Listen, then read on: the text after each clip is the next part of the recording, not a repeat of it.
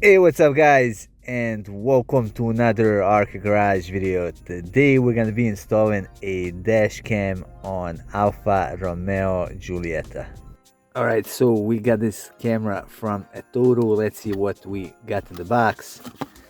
So this is gonna be our camera. Then we got this cable that we gotta run from the camera to the head unit, and we got this plastic piece which is basically used to guide the cables on the windscreen so they are not visible. All right, so I'm gonna mount the camera right here, and we're gonna guide the cables through these plastics. So we gotta take this whole thing apart to first remove this front plastic piece. So we gotta do is push it forward.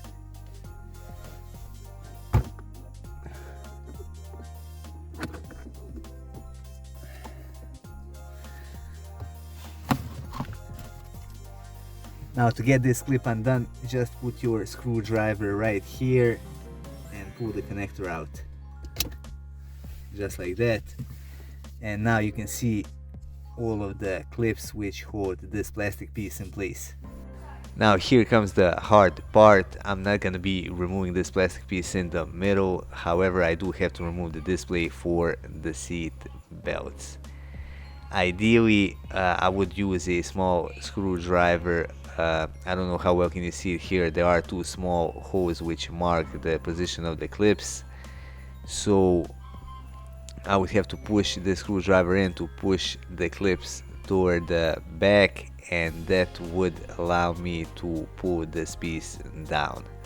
But to be honest, that's easier said than done, because if I try to do that, the clips are made from the hard plastic and they are basically impossible to push toward the back. So I just gotta warn you, you gotta be extra careful here. If you are not careful, you will definitely break something. I'm gonna take a bit of a risk here. I'm gonna use my trim removal tool to just pry this piece off. These are our clips.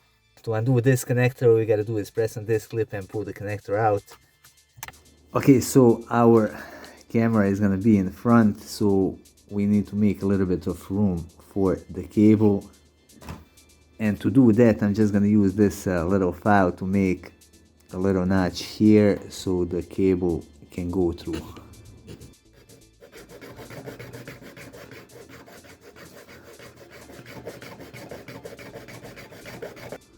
Alright, and here it is. That's gonna be good. Alright, so now I'm gonna guide the camera cable through. There it is. And now I'm gonna put this sensor back in.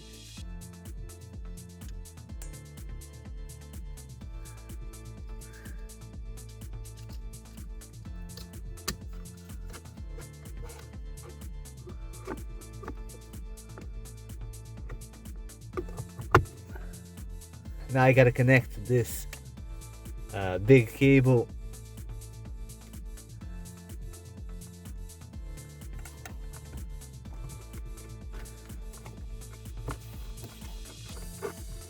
I'm gonna follow the factory wiring. You can see how it goes straight back and under the headliner. I'm just gonna use a zip tie to secure it.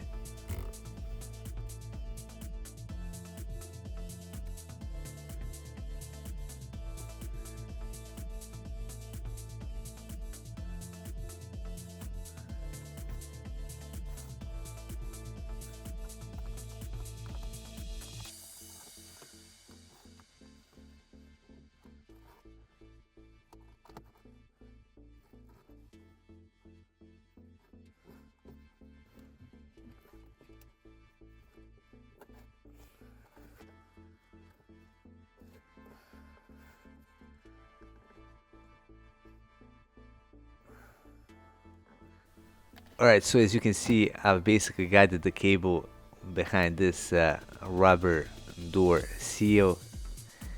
Now you could take the A pillar trim off and put the cable behind the trim, but that's gonna involve a bit more work, which I personally think is unnecessary. Next, I'm gonna remove this piece of plastic on the right side. I'm doing that because I need a bit more access to guide the cable through. There are basically two of these screws that I need to remove.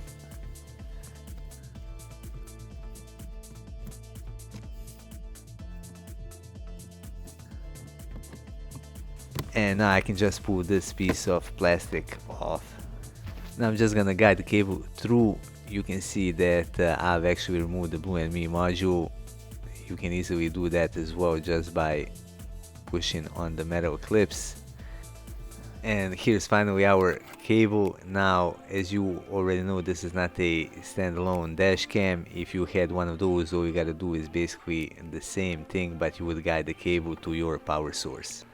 Now this connector right here is plugged into the head unit. Now the yellow connector is gonna be for the rear camera, the black one is gonna be for the front one.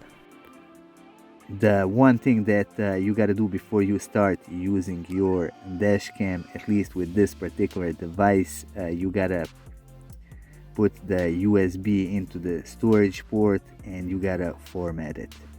Alright, now that we hooked up everything, the last thing I'm gonna do, I'm basically just gonna stick the camera onto the windshield in the right position, and that's gonna be about it. You also got this little knob on the back which helps you adjust the camera height.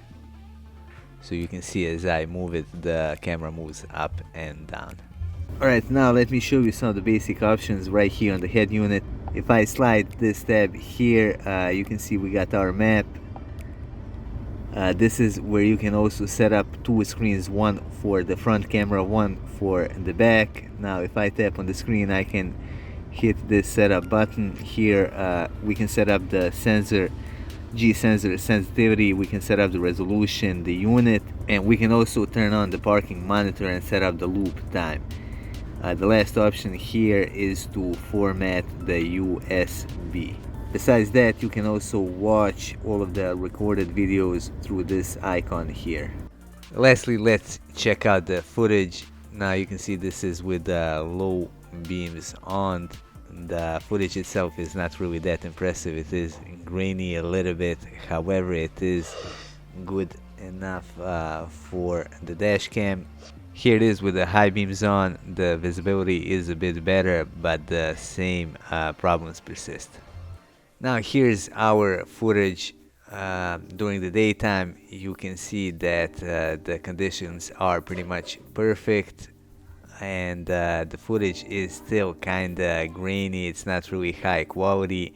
While you can see everything relatively good, you can't see the details like license plates and things like that. Now I'm just gonna go over some of the pros and cons. Now the main pro of this camera is of course gonna be the ease of installation. This whole setup was very easy to do. Besides that, it also supports the parking monitoring. On the flip side, even though the footage is recorded in 1080p, it is not really that impressive and high in quality, and the microphone was pretty much on the same level. The one thing that I'm gonna warn you again was that seat belt monitor, be very careful when you are trying to remove it, because if you try to force it too much, you will break the main mount. Anyway, that would be all for this video. I hope you find it useful. If you did, hit that like button and support our channel by subscribing and by sharing our content with the rest of car enthusiasts.